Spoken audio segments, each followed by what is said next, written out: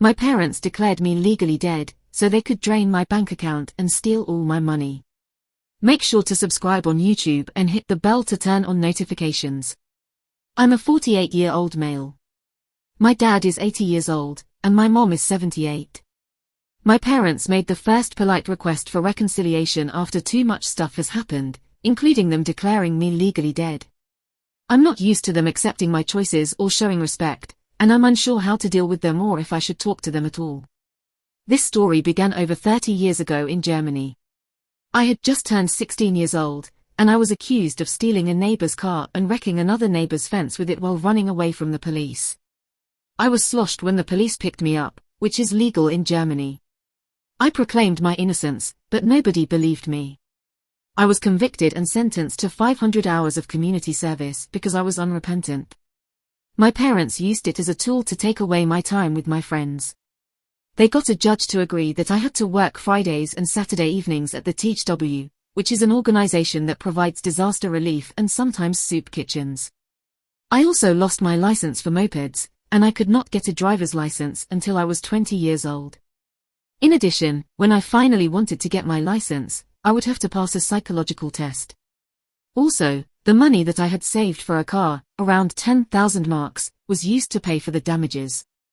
Sadly, it worked. My friends soon lost interest in me because I was not available to party during the weekend. Also, we were very vehicle-oriented, and I was destined to be a pedestrian for 4 years.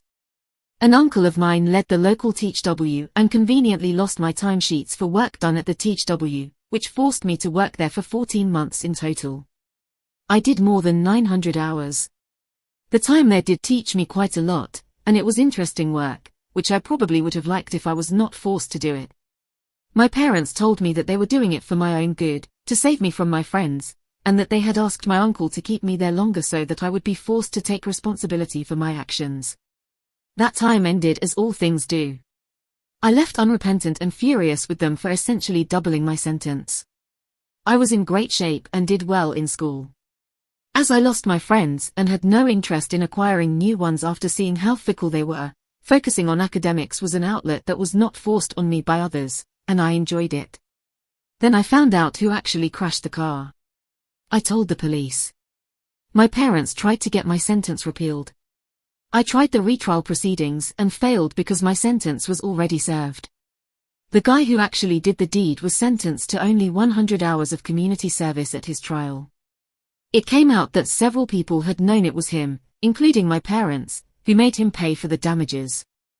Almost a year ago, they had put the money in a bank account, which they told me I would get once I finished my education, school, and university or apprenticeship.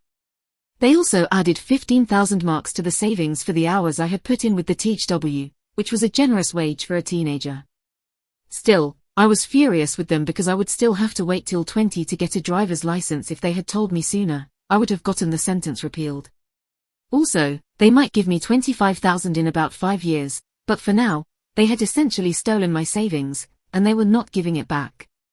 While they thought I was too immature to make my own choices, after a huge fight, I took my tent and camped out in the woods. I was still going to school, but not coming back home. After a week, they called the cops on me, which took the tent and forced me to go home. I was 17. Once the police left, so did I. I went to school every day. I slept wherever I could, mostly barns and in the woods if the weather was good, as I had nowhere to tent. On occasion, the police found me. My parents called them every day for help. If I was caught, I would be forced to go home. They locked me in a room, but I simply waited for school and disappeared after school was out. Finally, I turned 18 years old. Now the police could not force me to go home. I only had half a year left of school to finish, so I continued like this.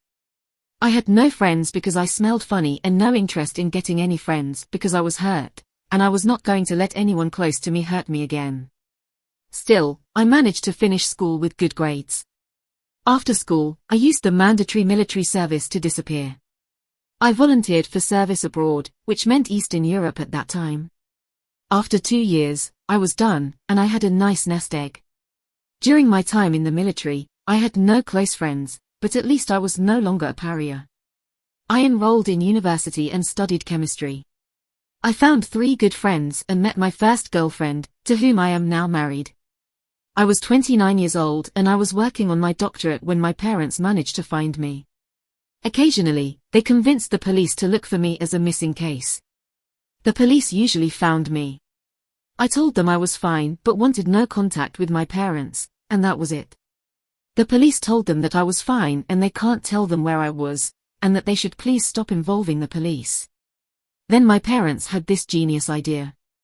They filed paperwork that I died in an accident in Italy. They were my next of kin, so the police gave them my address. Meanwhile, my bank account was frozen. The university told me that I was no longer allowed to work on my doctorate while being dead, and lots of other things stopped working for me. 2 days into this disaster, and my parents are in front of my flat and demand to talk to me, telling me that I forced them to take this step. They force their way inside and tell me that they will stay until I am willing to talk to them and mend bridges. I told them if they insist, they can have the flat, took my laptop, a few mementos, and pouring documents, and a bag full of clothes. I left the keys and I walked out. It took me a few months to convince the bureaucracy that tales of my death were widely exaggerated. My landlord was very understanding and gave me everything back that was left in my flat. After my parents understood that I would not be coming back, they mostly took the photos that I had in the flat. They left a letter, which I burned. I was really pissed because being dead caused so many troubles. I was afraid that they would find me again, so I took a job in another city as soon as I finished my doctorate. That was 15 years ago, and now they have found me again. This time they sent a relative who told me that they were sorry, that they did not want to explode when they found me, and that they did not want to force me to abandon my flat back then, but their emotions got the better of them. They would respect it if I still want no contact but would love to have me and my wife for dinner. Honestly, I'm not sure what to do. What should I do? Some other random info. I never managed to get my driver's license. I failed the psychological evaluation because I was not willing to confront my so-called drinking problem. I would have had to show remorse for the driving incident I did not commit, so I gave up on that. I could probably get it now without the test, but I got used to not having a driver's license, and I no longer want one. I never got the money from my parents, and I don't need it. They probably still have it with interest in the account. They are self-righteous fools, but they did all of that in an attempt to bring me on the correct way. I am very certain that if I had contacted them and told them I hadn't done with university and I have a job, please wire the money to that account, they would have done it for me. No contact with them was more important at the time. So, what should I do? So the money was supposed to be in the bank account that the OP would get once he finished his education, school in university or apprenticeship, and then an additional 15,000 marks to the savings account for the hours that he put in with the THW. Then he says the line that they also might have given him an additional 25,000 in about 5 years, but for now, they had essentially stolen my savings. All of that happened before they even declared him legally dead. They just used a legally dead genius strategy to be able to find where he is. If I had guessed, I probably created a whole lot more problems than just the one that he mentioned. People are saying that for all this trouble that the parents caused, he should sue them for this whole legally dead thing. The OP responded back to one of these posts that said that was a stupid idea. To be fair, they had tried to find me for 10 years at that time but also made a really stupid decision in desperation. In the end, it was a lot of hassle but no lasting damage done. But that was a long time ago, and today it's an anecdote my wife tells to friends, and we all laugh. Time heals a lot of wounds, including this one. So unless he changed his mind now in his 40s, in the end, he's stuck with what he was originally planning on doing, even to the point that he just lost out on all that money from the bank account. It sounds like that was not nearly as important as just for maintaining the no contact. So, if you were gonna give advice to the OP, what would you say? Would you tell him to make contact after all these years with his parents, or keep things as they are? Let me know down below. If you'd like to submit your own stories to possibly be featured here on the podcast, go to the YouTube description, click the link to these social media links, and write in with your best personal stories. Am I the fool for screaming at and banning my sister-in-law and niece from my house after they destroyed my houseplants years ago? I really got into houseplants and started to collect them over the years. I've had up to 70 houseplants, but I've whittled down my collection to about 35, just the ones that I really love. My niece Jenny, who's 14 years old, has developed an interest in plants, and will come over, and we will talk about them, and she helps with propagation and repotting. I had to go out of town for 2 weeks to take care of some work, so I asked my sister-in-law and Jenny if they could come and plant it for me. I told Jenny I would pay, but also gave her a few cuttings as a trade-off. They agreed, and when they came over, I gave a tour and explained the care they needed, and also showed off a few prized plants. My sister-in-law asked how much a few of them ran me, and I did share. This didn't seem weird because the family knows, and I've gotten some plants as gifts. Well, I returned from the trip, and I was horrified. They watered and gave the right amount of light, but they decided to give my plants haircuts. Big ones. My prized Cebu blue pothose mother plant was destroyed, the climbing one too. My Mundula pothose had done the same. My golden pothose that I trained up my stairwell, my string of pearls, hearts, and ruby necklace, all destroyed. My silver philodendron, destroyed. The worst was that my pink princess philodendron had been reduced to 2 leaves, and my elbow monstera is down to 3. I don't think they got nodes necessarily. The plants are expensive and prized. I basically broke down. And when they came to meet me to give my key back, I screamed and screamed at them. Jenny started crying, saying I would give her cuttings, so she thought it was okay. I screamed at her to go home and get what she stole from me and bring it back now, because she knew I didn't mean she could destroy my effing plants. My sister-in-law got between us and said what's done is done. I said no way, you are returning everything, and Jenny said, Mum already sold most of them on Marketplace. I lost it. I just screamed and screamed at them until Jenny was crying, and her mom got in my face and told me I was having tantrums over plants. I told her to get the F out of my house and don't ever come anywhere near me or my home again. I called my brother, my sister-in-law's husband, and he was shocked. He said they told him I said it was all okay. He brought me the stuff she hadn't sold yet and apologized. I told him I never ever want either of them in the same room as me again. They are horrible, awful, irredeemable people, and that I hope they both burn in hell where they belong. He told me he gets that I'm upset, but I'm taking it too far, and the family means not holding grudges. I told him to leave, and I cried for the rest of the day. I am posting because I need to know if I'm being over the top and if I'm overreacting. So am I the fool for telling them they are no longer welcome in my home and not even wanting them in the same room? This sounds more like a robbery. I mean, how in any way, shape, or form is Facebook Marketplace tied into this entire thing? That doesn't even make any sense.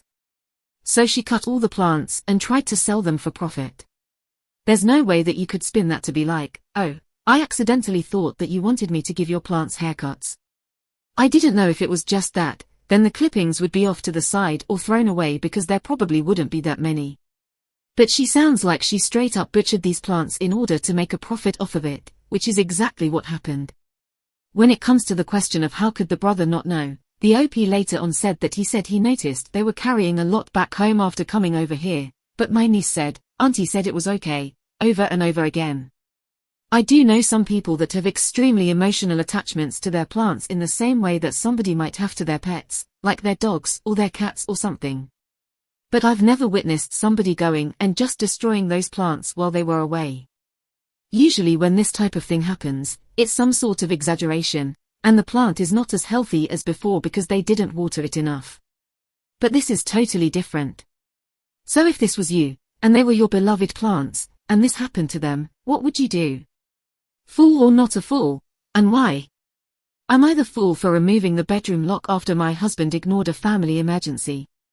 Here's some background about my husband. He stays up late at night and has to get up early to go to work. So he gets home at 5, and he has to get his 2-hour nap in so he could both make up for the lack of sleep and be ready to be up late to play with his console. He values his sleep and has one rule in the house that he enforces strictly, which is to not be interrupted while sleeping. He literally put a sign on the bedroom door that says, "Do not wake me up under any circumstances, just no unless someone's hurt or dead." Though in this case, he said he still wouldn't be much help anyway. The kids and I would sometimes wake him up for serious reasons, and so he got mad and started locking the door. I get no access to the room for 2 hours, But that's not the main problem. This past Tuesday, my 3-year-old son had hot oil spill on his hand while his 14-year-old sister was cooking. I heard him scream and saw that the oil was covering his hand and half of his arm. I brought the first aid kit, but he was in so much pain, and his skin looked really bad. I rushed to wake my husband up. I kept knocking, but got no response, so I tried to open it, but it was locked. I spent a while between knocking on the door. He had his phone turned off and getting dressed after my daughter asked the neighbor to drive us to the hospital. I couldn't waste more time because my son was crying. The neighbor took us to the hospital, and I couldn't help but feel livid the whole time. We got home, and my husband was pacing around, asking where we were and why I didn't answer his texts. I blew up on him after I showed him our son's injury, and I told him I pounded on that door to wake him up, but he said he had his earbuds on and didn't hear a thing. I called him reckless and neglectful for ignoring a family emergency. He said I could say the same thing about myself for leaving our son unsupervised and causing him to get a burn in the first place. I stopped arguing and once removed the bedroom door lock. He started yelling at me, saying I had no right. I refused to respond, and I just walked off to calm down. He didn't stop complaining, calling me bossy, and saying that by removing the lock, I've destroyed his peace and quiet and caused him sleep deprivation. He's insisting I put the lock back on, but I refused. I could be wrong for what I've done, but I was frustrated and mad. So was I the fool? The husband's normal routine every single day is to come home and nap after work because he wants to stay up super late to play video games. I mean, everyone's got their schedule, but that seems like one that makes it hard for the kids to ever see him on a daily basis. I used to know a guy that would come home from school and then sleep 8 hours as soon as he came home from school, and then would just stay up from that point all the way until the next day. And he seemed like he really liked it, like it really worked well for him, but he never got to meet anybody or hang out with anybody or see anybody because all the hours that he was awake when he wasn't in school, everyone else was asleep. But the difference is that guy didn't have kids. I mean, in this situation where they have to get the neighbor to drive them to the hospital, what if the neighbor wasn't available? I'm assuming they did that because the wife couldn't drive or didn't have access to the car or something. But what if the situation was really serious, something where they couldn't wait for 911 to get there, and they had to just leave right then and there? Let me know what you would do if you're in this situation as the wife, and fool or not a fool, and why. Don't forget to subscribe to AmITheA on YouTube, hit that notification bell so you don't miss the next stories. And if you want to listen to the next story in the background while you're doing something, there's a great playlist in the YouTube description that has you covered.